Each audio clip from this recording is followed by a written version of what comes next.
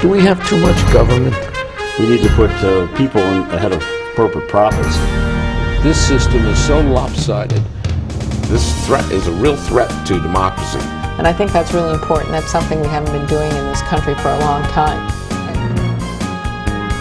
Where do you start? What do you do? How do you do it? Access to Democracy and other Eagan community television programming is supported by Thomson Reuters, makers of Westlawn Next and based in Eagan. Through Westlawn Next and other innovative online services, Thomson Reuters is the world's leading source of intelligent information for businesses and professionals. Online at thomsonreuters.com. And by U.S. Federal Credit Union, the member-owned financial institution offering service, value, and experience you can trust to the greater Twin Cities community.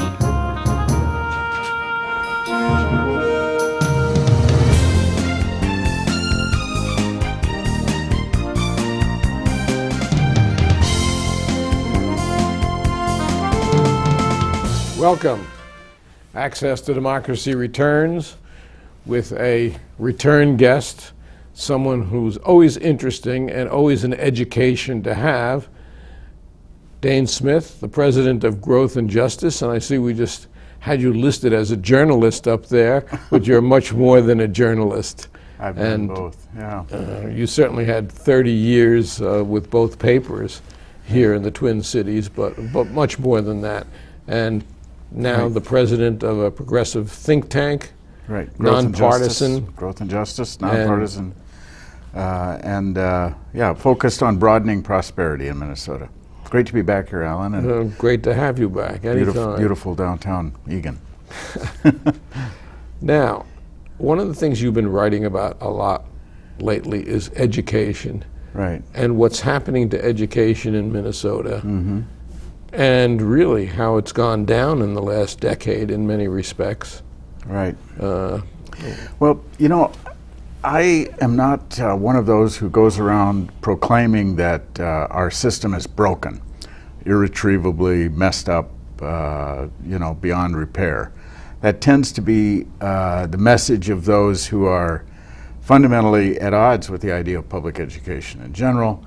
I don't think that's true. I like the way Kent Bickel puts it at the University of Minnesota. He's one of their brightest researchers and heads the College Readiness Consortium. He says it's not broken at all. In fact, our education system is doing what it was designed to do, and that was graduate about 20 to 30% of our kids ready to go to college and eventually successful in getting some sort of higher education degree. We're right there. Our kids who are doing best in the public system are doing better than ever. Number of SAT scores that are maxed out at 1,600 are more every year. So the public education system is functioning as it always has, but our economy has changed in such dramatic ways, and our population has changed in such dramatic ways that we need to invest more and invest smarter in having outcomes that match the 21st century economy. Inequality, the changing demographics in Minnesota are such that almost 30% of our kids now are either racial minorities and there's a high correlation here, low income, poor families, and that comes with a whole host of problems, difficulty in learning, disadvantage, that's tough to overcome, but we simply have to overcome it. And a lot of them are first generation also. Many first generation, not speaking English. We have a set of challenges, but it's also I like to, and many other people who look at this problem with a glass half full attitude, see it as a great opportunity. Minnesota, there's tremendous potential, human potential in a population that is more diverse, that speaks more than one language. We actually having a more diverse population represents potential for our economy to really take off if we can just simply improve the achievement, the outcomes, beginning in early childhood, And then our holy grail, our policy goal at Growth and Justice that we talk the most about is a 75% higher education attainment rate for all 25-year-olds by the year 2020. What this means is that if by the age of 25, 75% of Minnesotans will have some sort of post-high school credential, not just having attended, but having completed it. And we know that that's a recipe for success. There are national studies that show that we're going to need 70% attainment by 2018. It's possible, but we have a political element in this country that is attacking public education through one of the systems that I really vehemently oppose, which is a voucher system, where children can be cherry-picked to go into certain schools, and that leaves, in my mind, it leaves the minority behind, where we have budgets attacking really public education, where they're cutting and slashing, and Art Rolnick's statistics, which are so compelling about pre-K education and how important it is, especially for these children from minority and first-generation families. And yet, there's a political element out there that feels that that's not important. Yeah, and they're wrong, and that's not helpful. But actually, what I like to emphasize, because is the extraordinary degree of agreement on the goal, at least. There are some extremely ideological, anti-government, anti-tax libertarians who would argue that the government has no responsibility to educate the public, and that you can't and shouldn't make individuals contribute to a common pot for that purpose, and that the government has no business planning or making any kind of goal. They are really a small minority. It's interesting to me how strongly the business community, which is normally very, the most important interest group for conservatives and Republicans, how strongly they endorse this kind of goal. And early childhood education, the Minnesota Business Partnership and the Chamber, all of these groups see this gap in achievement and attainment between whites and non-whites, between high and between medium income and low income kids as a central problem facing our economy, and they believe we ought to invest more and invest because smarter. they want those people working in their companies and in Exactly. their stores, And that's going to help their bottom line Right. by making them better organizations. Right. I just wrote an op-ed for the Capitol Report in Politics in Minnesota pointing out how Jeb Bush, a conservative Republican governor of Florida, former governor, and President Obama stood together at Miami Central High School and said the same things about the importance of public education. And when Jeb Bush was in here in Minnesota to deliver sort of his formula for success, and there has been some interesting success in Florida, and he does favor vouchers, but that's only part of what of the policies he's imposed in Florida. The one thing he said that I rallied around, or that I drew attention to in my column, was that he said to the audience, he said, "Look, I am a head-banging conservative." I love that phrase. Banging his head against the wall because he's kind of stubborn. But he said, the fact is that as long as we can see in the future, most of our kids are going to be educated in public schools. And he said, this is an investment. So that's good enough for me. I thought that was encouraging. And his presentation was impressive, actually. They've done some things in business, in Florida. though. It's an investment in our country. Right, and it's the right thing to do, but it turns out to be the profitable thing to do, too, in the long run. People who are educated are more healthy, more productive. They tend to be more creative, and they're better citizens. They tend not to be a cost to society. They tend to be a benefit. Seems, when you think about it, this seems really obvious. America has always prized free, universal and mandatory education. This was the key to our strength as a nation.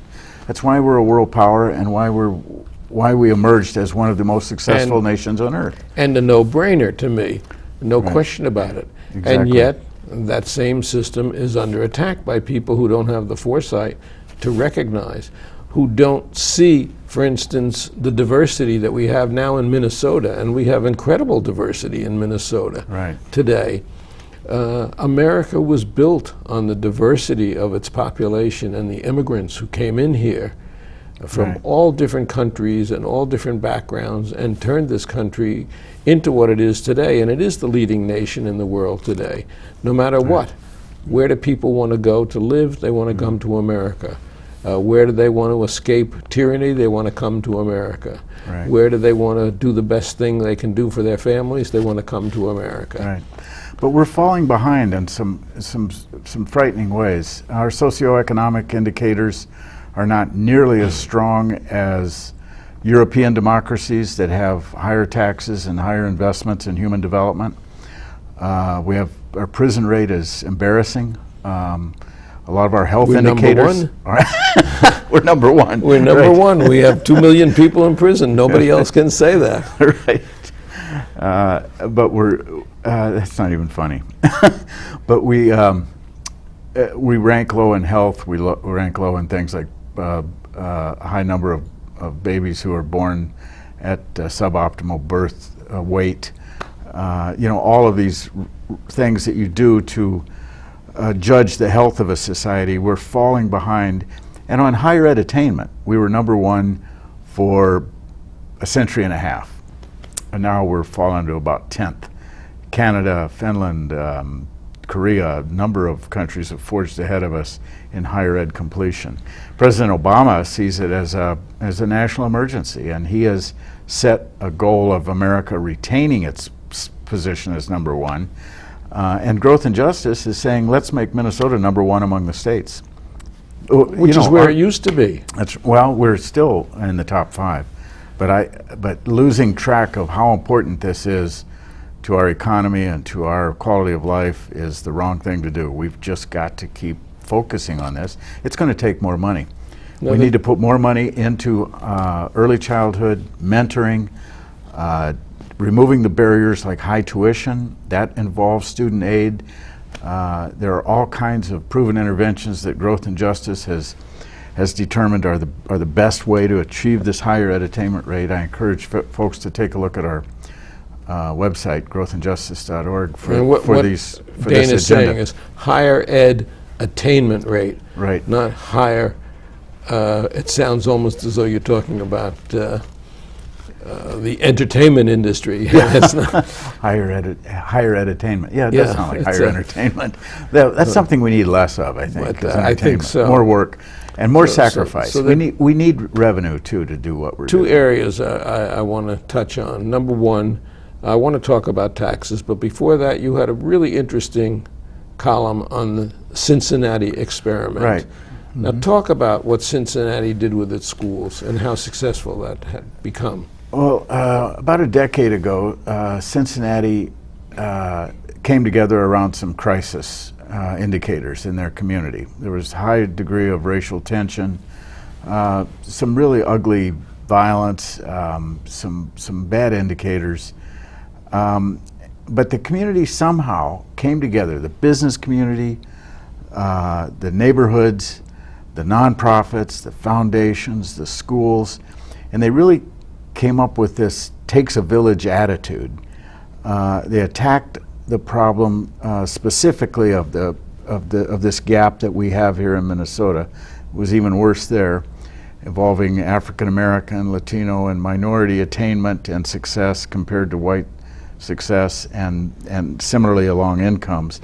They worked it very hard in a cradle-to-career comprehensive way, rather than coming up with one or two magic bullets like alternative teacher certification or wearing school uniforms or any number of the ideas that you often hear about, often held out as some sort of magic solution. They approached it like adults.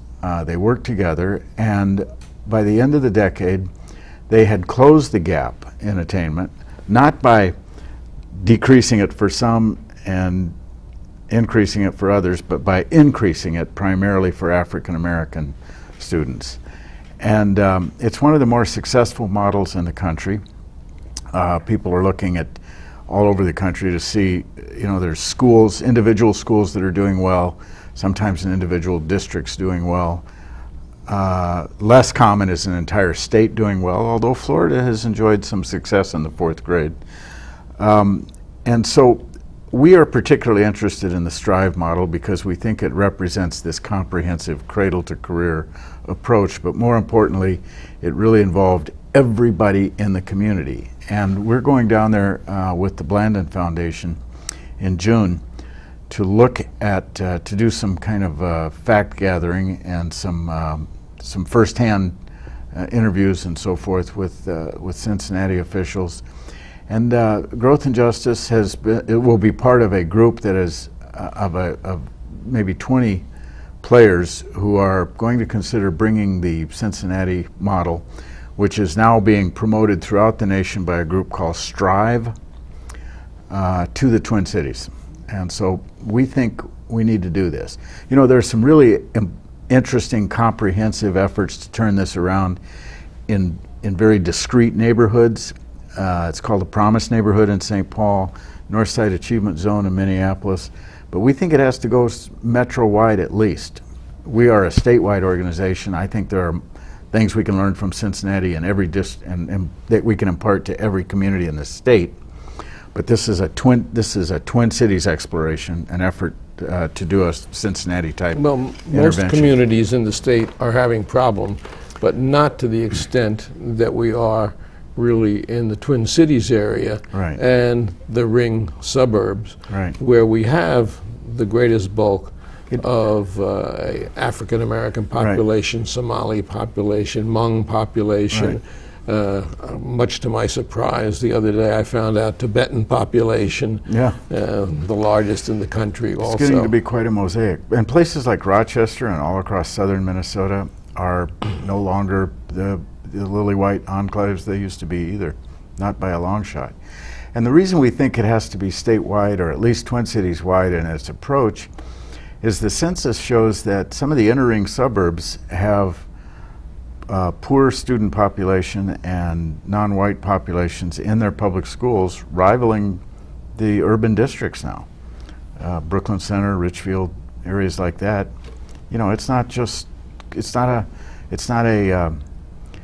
It's everybody's situation.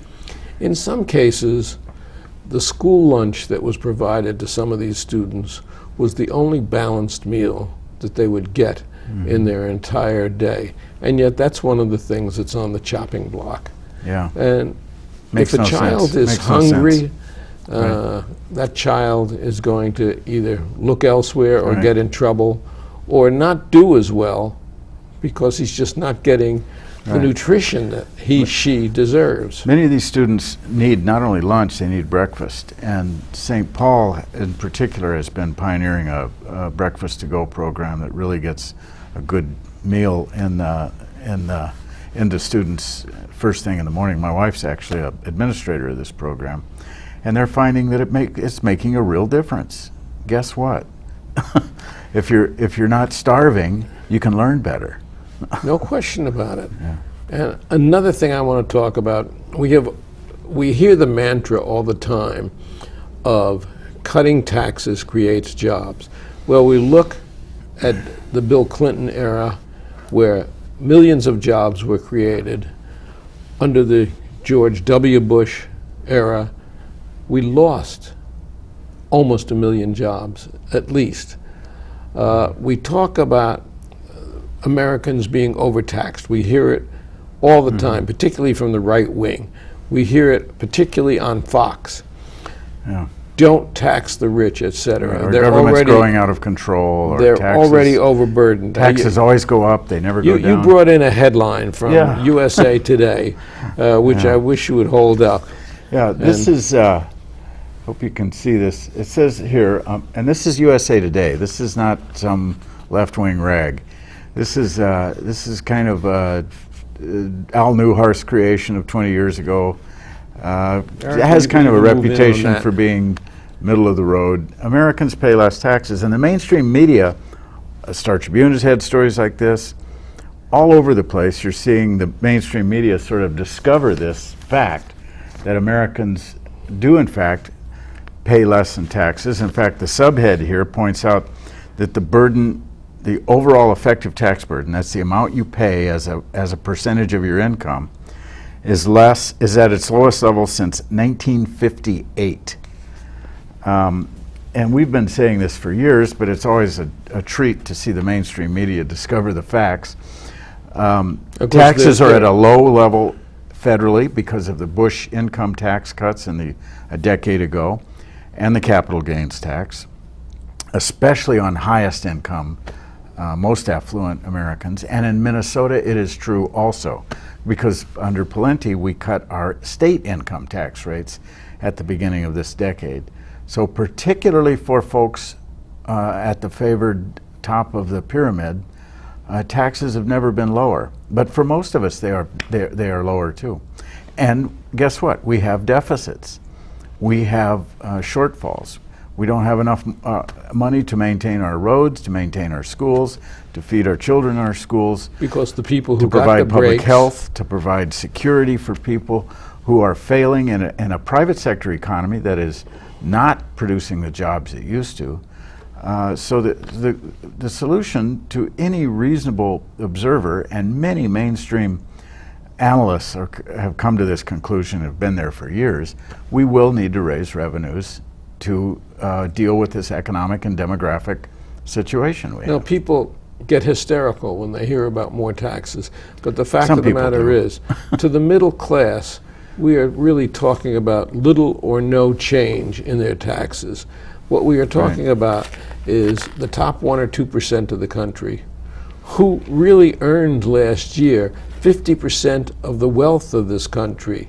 That 1% earned as much as the next 150 million people did. Earned might not be exactly the right word, but their income. Their largesse, Right. one way or another, into their they wealth. acquired. 50. Yes, these statistics on inequality are pretty disturbing. Robert Reich points out, and again, mainstream media, CBO numbers, indisputable numbers show that just 30 years ago, when the big conservative revolution and anti-government attitudes really took hold, 30 years ago, the top 1% had about 10% of the income. Now they have 24%.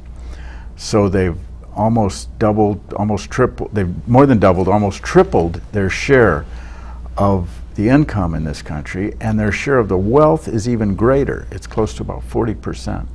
So this notion that America's taxes and America's system of government, which I submit is one of the best in the history of man, that it's somehow bleeding us dry or holding us back, is preposterous. Our system has been. I mean, people are getting fabulously rich in this system. And Yours you is need to pay something back. a reasoned, quiet, intelligent talk. Well, I try. I don't know how you can compete with the bombast of the Rush Limbaughs or the people of that ilk who really pull statistics. I won't even say where they pull their statistics from, Right. but they have to get up to pull them. What they always And, they get their statistics out of selective choices of they will pick only part of the story and tell that part of the story. For instance, the case that Minnesota taxes are out of control, they will use the increases of raw dollars, not accounting for population growth, not accounting for inflation, not accounting for income growth. What you have to do is look at the effective rates. That's the way grown-up economists always compare tax burdens over time and tax burdens between places. You look at the rate. How much do people make and how much do they put into the common pot? to determine these things, and we try to drive to that bottom line. But you know, in the end, the truth wins. And this notion that somehow the anti-tax, anti-government forces always win all the time is just false too. The conservative candidate, the anti-government candidate for president, has lost the popular vote in 4 of the last 5 presidential elections. But we have things like the Tea Party movement, which scream about taxes and get people hysterical to the point of being irrational. Keep government out of my life, don't touch my Medicare, the one I remember most from the last election, Right. that make absolutely no sense at all. There is a function that government has, and when government Right. performs that function, government is able to really give us the standard of life and the quality of life that we not only have in Minnesota, that we've enjoyed in this country. You know, I really feel this strongly. I'm a Navy veteran, and I am proud of my governments, proud of my federal government, proud of my state government, proud of my city governments, St. Paul, Ramsey County. And as a reporter for 30 years who covered those governments and did my share of gotcha journalism and my share of stories that were embarrassing to public officials, I gradually came to the realization that they are overwhelmingly a force for good, beginning with the rule of law, beginning with the idea that we invest for a common good that eventually pays off for the capitalism and for the business sector. When you look piece by piece at what government does, you come away with a profound appreciation for its impact and for its indispensability. We absolutely need good, effective, strong public investment in order for this society to continue to work. And I just don't understand. I mean, I understand. America's always had this fiercely rugged individualistic strain. And That's it's not fine. a bad thing. That's fine. But greed can't transcend individualism. Right. Greed can't transcend the good of the majority of the people. When the poorest of us suffers, Right. we all suffer. Exactly. And these are very American principles too. Going back to Jefferson, who believed that government was derived from the consent of the governed, and not just a tool of the wealthy aristocracies. Going back to his opponents at that time, Hamilton, who believed in the unquestioned power of government to tax and to make public improvements. This was a principle of the Federalists in Washington. To John Adams, who said that no expense for education should be considered too extravagant. And to Dane Smith, who speaks rationally, and it's always a pleasure to have you with us. Growth and Justice. Watch their website, look for his columns. Thanks. Come back as often as you want. Okay, and thank you, it's a Alan. pleasure to have you. Thank you.